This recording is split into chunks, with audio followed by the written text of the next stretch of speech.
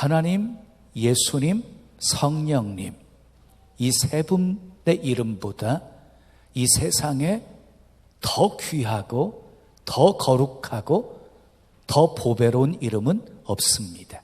오늘은 이 세상 그리고 온 우주 안에서 가장 보배롭고 가장 고귀하고 가장 거룩하고 가장 존귀한 하나님과 예수님과 성령님에 대해서 이야기를 하려고 합니다.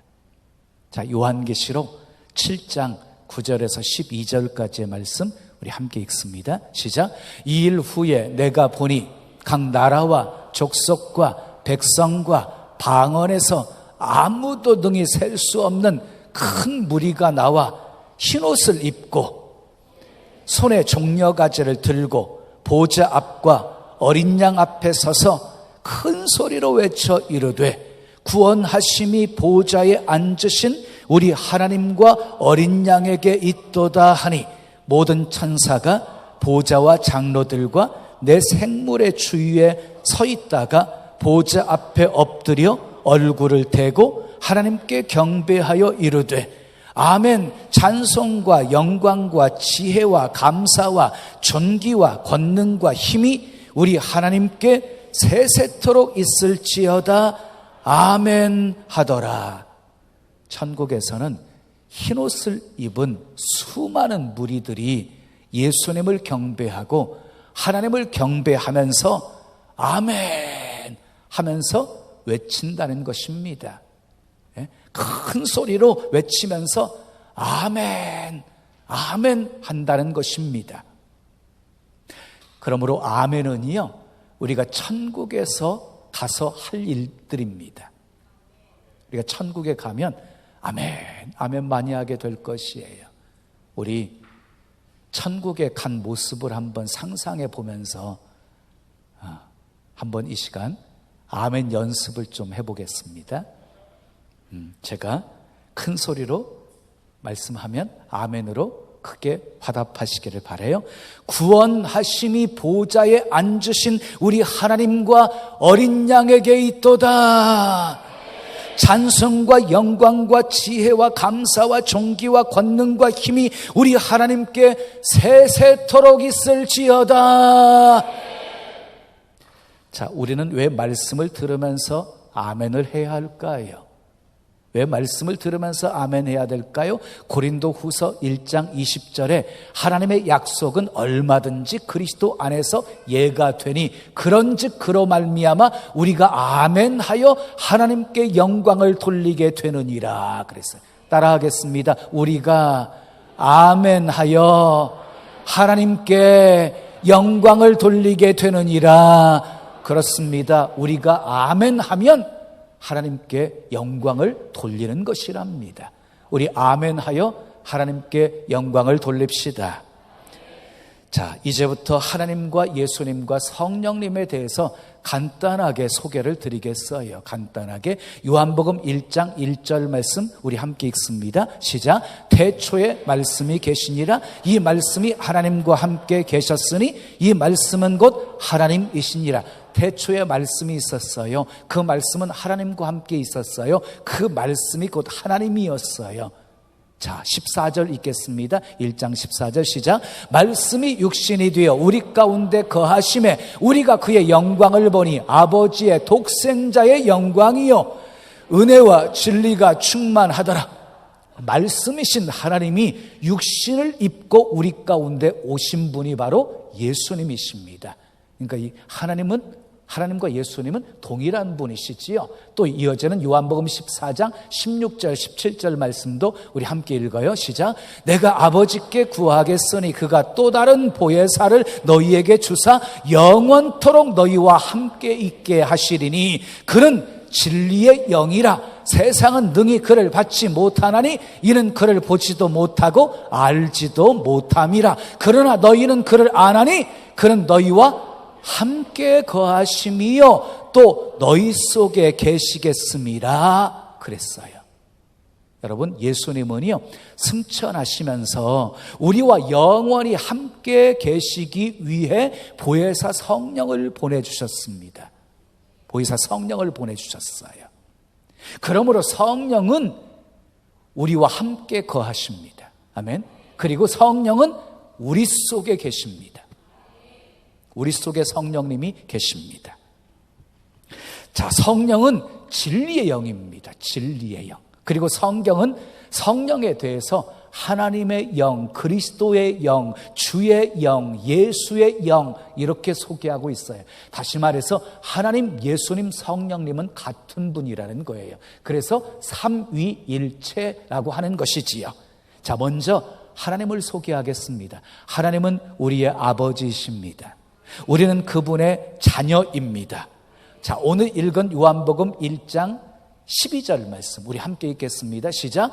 영접하는 자 곧 그 이름을 믿는 자들에게는 하나님의 자녀가 되는 권세를 주셨으니, 영접하는 자 곧 그 이름을 믿는 사람에게는 어떤 권세를 주셨대요? 하나님의 자녀가 되는 권세를 주셨대요. 구약시대에는 하나님을 아버지라고 감히 부를 수가 없었습니다. 그런데 예수님께서 오셔가지고요, 하나님은 우리의 아버지시라고 가르쳐 주셨습니다. 자주 하나님은 아버지라고 말씀하셨습니다. 자, 마태복음 5장 16절에 하늘에 계신 너희 아버지께 영광을 돌리게 하라. 마태복음 5장 48절에 하늘에 계신 너희 아버지의 온전하심과 같이 너희도 온전하라. 마태복음 6장 9절에 너희는 이렇게 기도하라. 하늘에 계신 우리 아버지여, 이름이 거룩히 여김을 받으시오며. 마태복음 6장 32절에도 너희 하늘 아버지께서 이 모든 것이 너희에게 있어야 할 줄을 아시느니라. 마태복음 7장 11절에도 하물며 하늘에 계신 너희 아버지께서 구하는 자에게 좋은 것으로 주시지 아니하시겠느냐. 요한복음 20장 17절에도 가서 이르되 내가 내 아버지 곧 너희 아버지 내 하나님 곧 너희 하나님께로 올라간다 하라. 그러니까 예수님께서는 처음부터 마지막까지 하나님은 우리의 아버지시라고 가르치고 계시는 것입니다. 자, 하나님께서 나의 아버지라는 사실을 믿으시면 크게 아멘 하십시오. 한번 저를 따라서 해보시기를 바랍니다. 하나님 아버지, 하나님 아버지, 아버지. 어떠셨습니까? 고백하는데 그냥 자연스럽게 아버지라는 고백이 나오셨습니까?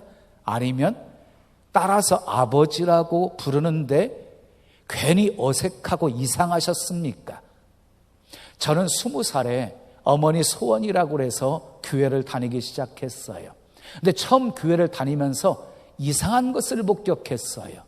성도들이 두 손을 높이 들고 아버지, 아버지 부르면서 기도하는 장면이 정말 이상했어요, 저는. 그런데 제가 은혜를 받고 예수님을 구주로 믿게 되었을 때 나도 모르게 언젠가 자연스럽게 아버지라고 고백하고 있더라고요. 그리고 제 기도 중에 아버지라고 하는 고백은요, 수를 셀 수 없을 만큼 많습니다. 하나님은 나의 아버지시기 때문입니다. 우리의 영성이 살아있고 하나님과의 관계가 건강하게 되어지면 아버지를 부르고 아버지를 고백할 때 우리의 가슴이 뛰게 되어 있고, 그리고 눈에서는 눈물이 핑 돌게 되어져 있는 것입니다. 사랑하는 여러분, 매일매일 아버지의 이름을 부르면서 담대하게 사시고, 아멘, 마지막 죽는 순간에 아버지를 부르면서 평안히 잠들 수 있기를 축복합니다. 아버지를 부르면서 평안히 잠드는 그 순간 하늘에 있는 아버지의 집으로 돌아가게 될 것입니다. 하나님이 지으신 그 영원한 집에 들어가게 될 것입니다. 예수님께서 요한복음 14장 1절 2절에서 이렇게 말씀하셨습니다. 너희는 마음에 근심하지 말라. 내 아버지 집에는 거할 곳이 많도다. 우리를 위해서 천국이 준비되어 있습니다. 예수님을 소개하겠습니다. 마태복음 1장 21절 말씀을 우리 함께 읽겠습니다. 시작. 아들을 낳으리니 이름을 예수라 하라. 이는 그가 자기 백성을 그들의 죄에서 구원할 자이심이라 하니라. 예수님이 이 땅에 오신 목적은 자기 백성을 죄에서 구원하시기 위해서 오신 것입니다. 예수님은 우리의 구주이십니다. 믿으시면 아멘 하십시오. 예수님이라는 이름의 뜻이 구원자라고 하는 뜻입니다. 구원자. 예수님을 믿으면 구원받고 믿지 않으면 구원받을 수 없습니다. 성경은 다른 이로서는 구원을 받을 수 없다고 아주 못을 박아버렸습니다. 사도행전 4장 12절 말씀 우리 함께 읽겠습니다. 시작. 다른 이로서는 구원을 받을 수 없나니 천하 사람 중에 구원을 받을 만한 다른 이름을 우리에게 주신 일이 없음이라 하였더라. 분명히 기억하십시오. 구원 얻을 다른 이름을 우리에게 주신 적이 없습니다. 구원 얻을 수 있는 유일한 이름은 예수밖에 없습니다. 여러분, 성경 66권은 예수 그리스도를 통한 하나님의 구원 역사입니다. 창세기 3장 15절 원시 복음으로 시작되었습니다. 그래서 구약은 온통 오실 메시아에 대한 이야기입니다. 그러니까 구약은 예수 그리스도를 통한 구속사적인 관점에서 성경을 보지 않으면 열리지가 않는 것입니다. 신약은요, 오신 예수, 다시 오시는 재림하시는 예수, 그래서 예수님의 재림으로 구원이 완성이 되어지는 것입니다. 그러니까 성경에서 예수를 빼면 아무것도 없다. 성경에서 예수를 빼버리면 우리가 신앙생활 할 이유가 없는 거지요. 다른 종교와 다를 바가 없는 것이지요. 예수님을 믿는다는 것은요, 자기 죄를 회개하는 것입니다. 예수 그리스도의 피의 공로를 의지하는 것입니다. 그러므로 믿음은 회개를 의미하고 회개는 믿음을 의미하는 것입니다. 그래서 예수님께서 갈릴리에 오셔서 제일 먼저 하신 말씀이 회개하라 천국이 가까웠느니라 하고 선포했고, 베드로가 오순절날 설교했을 때에 제일 먼저 한 말도 너희가 회개하여 각각 예수 그리스도의 이름으로 세례를 받고 죄사함을 받으라 이렇게 선포했습니다. 했던 것입니다. 그렇습니다. 죄를 회개하고 예수님을 믿으면 죄사함 받고 구원받습니다. 여러분들은 죄인임을 인정하십니까? 아멘입니까? 그렇다면 회개해야 합니다. 두 손을 가슴에 모시고 저를 따라서 고백하시기를 바랍니다. 나는 죄인입니다. 나는 교만한 죄인입니다. 나는 거짓된 죄인입니다. 나는 위선된 죄인입니다. 나는 불순종하는 죄인입니다. 나는 회개할 줄도 모르는 뻔뻔한 죄인입니다. 나를 불쌍히 여기시옵소서. 나의 죄를 예수님의 피로 씻어주시옵소서. 이렇게 죄를 고백하고 예수님을 믿는 사람들에게는 놀라운 축복이 있습니다. 예수 이름으로 구하면 다 들어주십니다. 요한복음 15장 16절에 내 이름으로 아버지께 무엇을 구하든지 다 받게 하려 함이라 하고 말씀. 또한 예수님의 이름으로 선포하고 명령하면 사탄도 마귀도 귀신들도 벌벌 떨면서 떠나갑니다. 사도행전 16장 18절에 바울이 귀신에게 이르되 예수 그리스도의 이름으로 내가 내게 명하노니 그에게서 나오라 하니 귀신이 즉시 나오니라 그랬어요. 예수 이름으로 선포했더니 귀신이 떠나가게 되었다는 것입니다. 또한 예수님의 이름으로 선포하면 병든 사람들도 다 고침받습니다. 베드로와 요한이 성전 미문에서 구걸하던 안진뱅이를 향해서 은과 금은 내게 없지만 내게 있는 것으로 내게 주노니 곧 나사렛 예수 그리스도의 이름으로 일어나 걸으라 하고 오른손을 잡아 일으키니 안진뱅이가 일어나서 걷고 뛰고 하나님을 찬미하게 되어집니다. 사랑하는 여러분, 예수님의 이름으로 우리는 모든 것을 이길 수 있습니다. 자, 어떤 환경에서 승리하고 그리고 모든 것을 할 수 있습니다. 그래서 사도 바울은 내게 능력 주시는 자 안에서 내가 모든 것을 할 수 있느니라 라고 고백했습니다. 예수님의 이름에 능력 있습니다. 예수 이름에 축복 있습니다. 예수님의 이름은 가장 귀한 이름입니다. 예수 가장 귀한 그 이름 예수 언제나 기도 들으사 오 예수 나의 손 잡아 주시는 가장 귀한 그 이름. 이 세상에 가장 소중하고 귀한 이름은 예수입니다. 세 번째, 성령님을 소개합니다. 성령님은 우리를 도우시는 분이십니다. 무엇을 도우실까요? 첫 번째, 성령님은 우리가 예수님을 믿도록 도우십니다. 고린도전서 12장 3절에 보면 성령으로 아니하고는 누구든지 예수를 주시라 할 수 없느니라 그랬어요. 그러니까 우리가 예수님을 구주라고 고백할 수 있다는 것은 확실하게 성령 받았다는 증거인 것입니다. 자, 두 번째, 성령님은 우리가 하나님을 아버지라고 부르도록 도와주십니다. 아버지라고 부르도록. 갈라디아서 4장 6절에 너희가 아들임으로 하나님이 그 아들의 영을, 그 아들의 영, 성령을 아들의 영이라고 표현해서 아들의 영을 우리 마음 가운데 보내사 아빠, 아버지라 부르게 하셨느니라 그랬어요. 그러니까 우리가 하나님을 향해서 아버지라고 부를 수 있는 것은 확실하게 성령을 받았기 때문인 것입니다. 자, 그러면 세 번째, 성령님은 우리의 기도를 도우십니다. 기도를 도우세요. 로마서 8장 26절에 이와 같이 성령도 우리 연약함을 도우시나니 우리는 마땅히 기도할 바를 알지 못하나 오직 성령이 말할 수 없는 탄식으로 우리를 위하여 친히 간구하시느니라 그랬어요. 성령님은 우리 연약함을 도와주십니다. 마땅히 구할 바를 알지 못할 때 탄식하면서 우리를 위해서 친히 간구하시는 분이십니다. 또 네 번째, 성령님은 우리가 예수님을 증거하도록 도우십니다. 사도행전 1장 8절에 오직 성령이 너희에게 임하시면 너희가 권능을 받고 예루살렘과 온 유대와 사마리아 땅끝까지 이르러 내 증인이 되리라 하시니라 그랬어요. 성령은 권능입니다. 권능 받으면 예루살렘, 온 유다, 사마리아 땅끝까지 이르러서 증인된 삶을 살 수 있는 것입니다. 사도행전 4장 31절에 무리가 다 성령이 충만하여 담대히 하나님의 말씀을 전하니라 그랬어요. 성령님은 충만히 역사하시면서 담대하게 하나님의 말씀을 전하시게 하시는 분이십니다. 다섯 번째, 성령님은 우리가 봉사하도록 도와주십니다. 빌립보서 3장 3절에 하나님의 성령으로 봉사하며 그랬어요.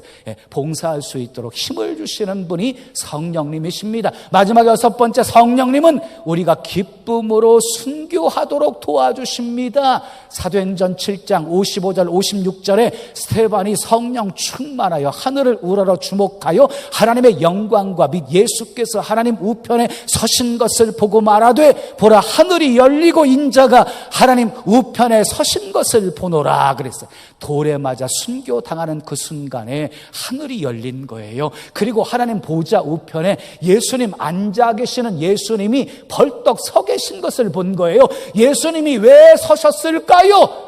스데반을 응원해 주신 것이지요. 그래서 스데반은 그것을 보고 기쁨으로 순교합니다. 그렇습니다. 성령님은 우리를 도우시는 분이십니다. 예수님 믿도록 도와주시고 하나님을 아버지라고 부르도록 도와주십니다. 기도를 도와주시고 예수님을 증거하도록 도와주시고 아멘, 봉사하도록 도와주시고 기쁨으로 순교하도록 도와주십니다. 저는 순간순간 짤막한 기도 한마디를 자주 합니다. 그것은 성령님 도와주세요입니다. 성령님 도와주세요. 아침이 일어날 때에도, 운전할 때에도, 그리고 설교를 준비할 때에도, 설교할 때에도, 글을 쓸 때에도, 회의를 할 때에도 성령님 도와주세요 라고 짧은 기도를 합니다. 성령님 도와주세요. 여러분들도 저처럼 기도해 보시기를 바라요. 성령님 도와주세요. 예수님을 바로 믿도록 성령님 도와주세요. 마땅히 빌 바를 구할 수 있도록 성령님 도와주세요. 새벽 기도할 수 있도록 성령님 도와주세요. 말씀에 순종하는 삶을 살 수 있도록 성령님 도와주세요. 마음껏 주님을 자랑하고 증거할 수 있도록 성령님 도와주세요.